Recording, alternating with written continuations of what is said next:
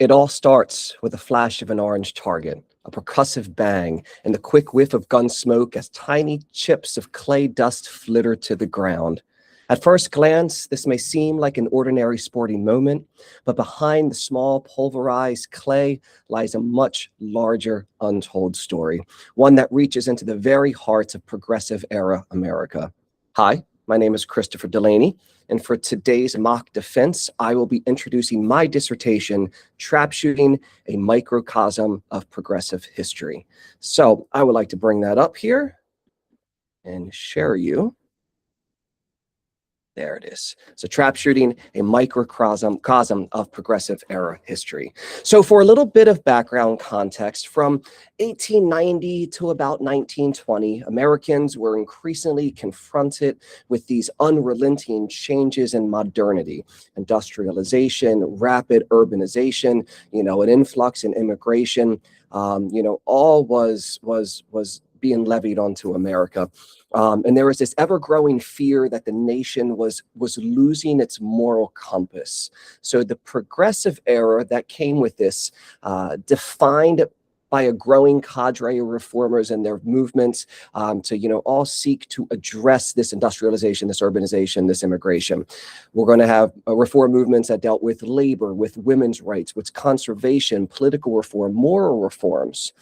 And at the same time, that same period, 1890 to about 1920, is also the foundational period for the growing and the growth of American trap shooting. So from middle-class American, men mostly early on are going to take to the trap fields nationwide. And then by about 1910, 1912, you're going to see the influx of American women as well taking to the trap fields. And a lot of people don't really know how large trap shooting actually was. Country Club Life magazine, July 4th of 1914, stated that there was an estimated 200,000 avid trap shooters nationwide in America, that there's 3,000 regularly organized gun clubs in this nation, with 100 new clubs organizing each and every month. They also point to baseball. Baseball was typically seen as an American sport, though they only look at it as it's a sport for onlookers. It's a sport for spectators, that most people that loved baseball. They didn't actually get to play baseball, where on the contrary, everybody could go ahead and trap shoot. Baseball magazine, same thing, 1914 of February, the same year there, is going to go ahead and place trap shooting as the great American game. Not just themselves as the great American game, but trap shooting as the great American game. And it's not just, though, for the shooters, it's even for spectators. Over 10,000 people each year are attending the Grand American Tournament, that is the annual celebration of the sport. So my thesis, this research argues that more than a recreational pastime, that trap shooting was the very embodiment of moral and civic expression born of progressive era anxieties. Trap shooting reflects not only progressive era ideals, it acted as a significant moral institution that allowed progressives to hone moralism, civic virtue, discipline, leisure, democratic consumerism, faith in technology, and a gendered respectability.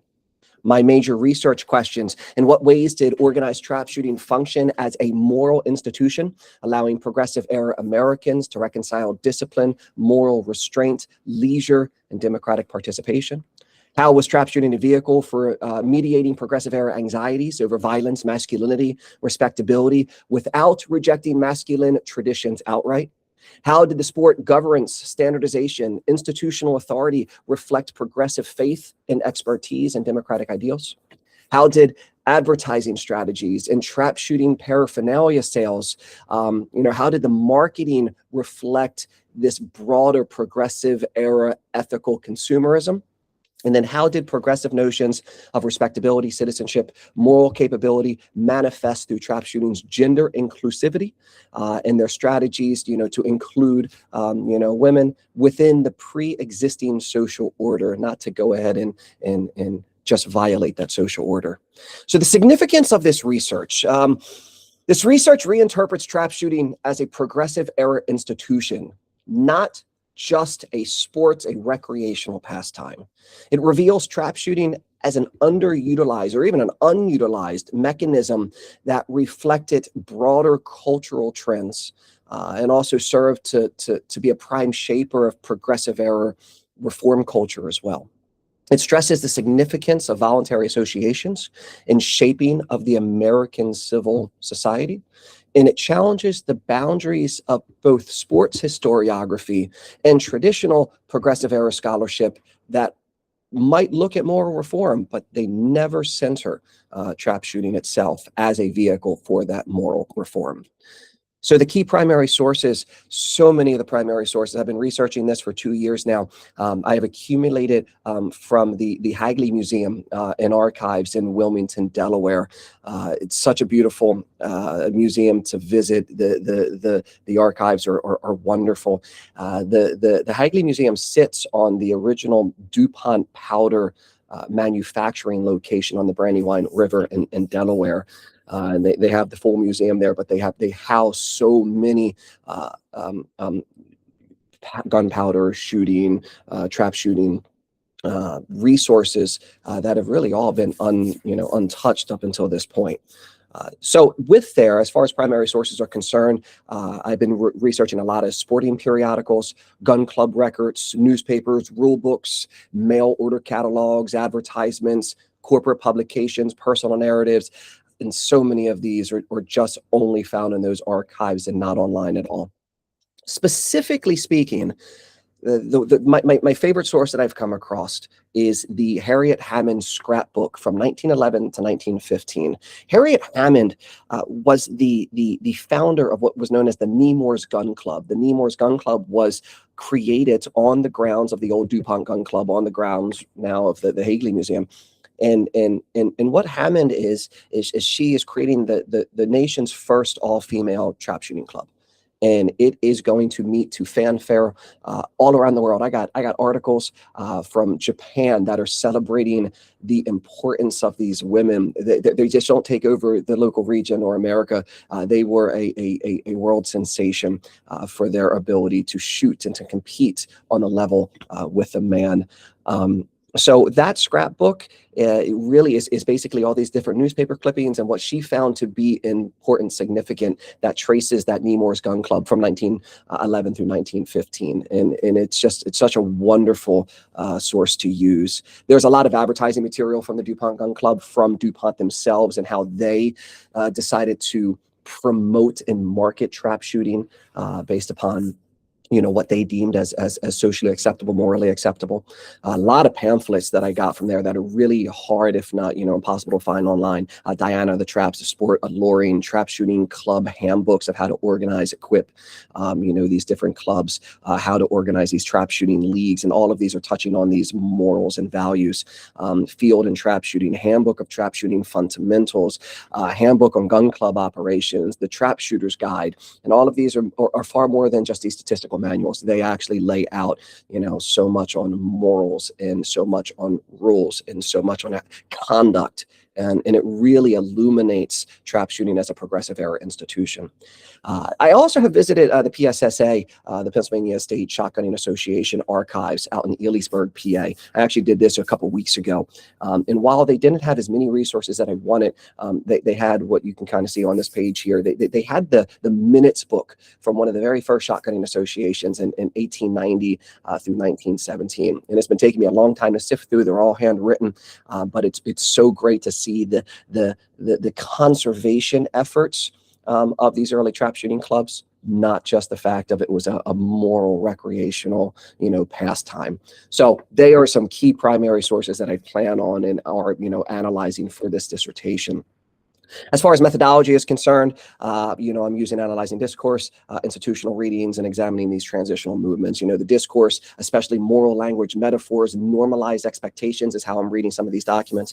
Institutional readings of the rule books and the governing bodies, not just as, laying out these rules, but, as a moral authority. And I'm also looking at transitional movements. I'm paying very close attention to the shift from live pigeons to clay targets, the movement from this marksman spectacle to like discipline leisure, the evolution of the professional control to an amateur control, and then just the growth of the sensibilization, of the women and their inclusion with the sport. I am trying to take a cultural and institutional methodology here with a micro-historical approach that uses trap shooting as a case study to illuminate broader turn-of-the-century anxiety reform impulses about discipline, citizenship, masculinity, corporate authority, ethical consumerism, and gender inclusion.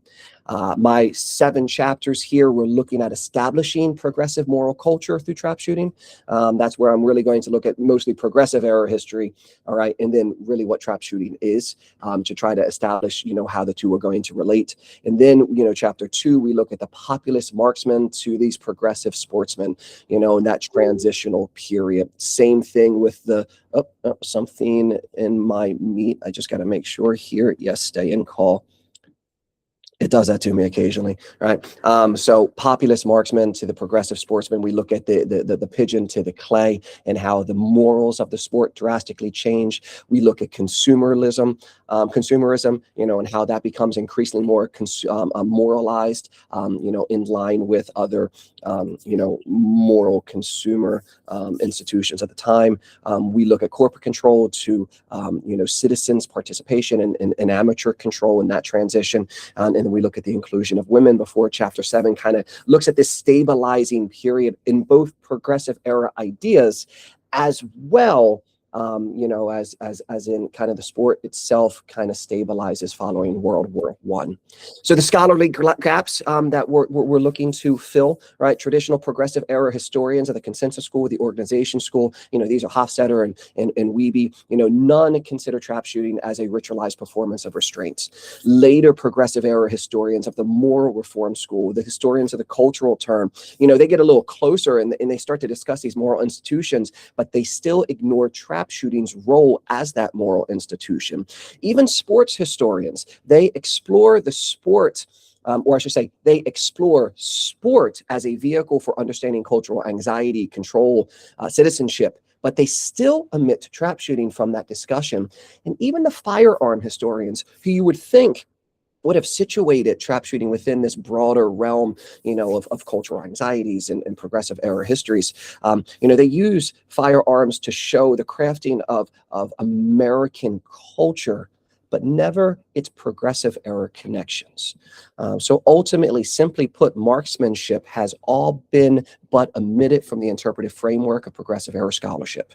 The progressive era should be explored outside of settlement houses, outside of state bureaucracies, churches, urban reform movements. And by recovering trap shooting from the periphery of reform culture and resituating it as a central ideological mechanism, a richer and more complex understanding of the progressive era is developed. Trap shooting demonstrates how citizens participated and practiced their self-defined ideals, their moral order, democratic participation, their faith and expertise, all of which are progressive era ideas. And the sport is a vital microcosm illustrating how reform-minded Americans reconcile modernity with moral and civic responsibility. So ultimately, let me stop sharing this so I can say goodbye to each and every one of you. Stop sharing. Guys, that is my dissertation, Trap Shooting, a Microcosm of Progressive Era History. I look forward so much to reading and watching your mock defenses today and throughout the week. And guys, God bless and good luck on your dissertation and the stages moving forward. It's been such a great pleasure working with you. It's been a journey. Good luck, guys. All right. Have a nice day.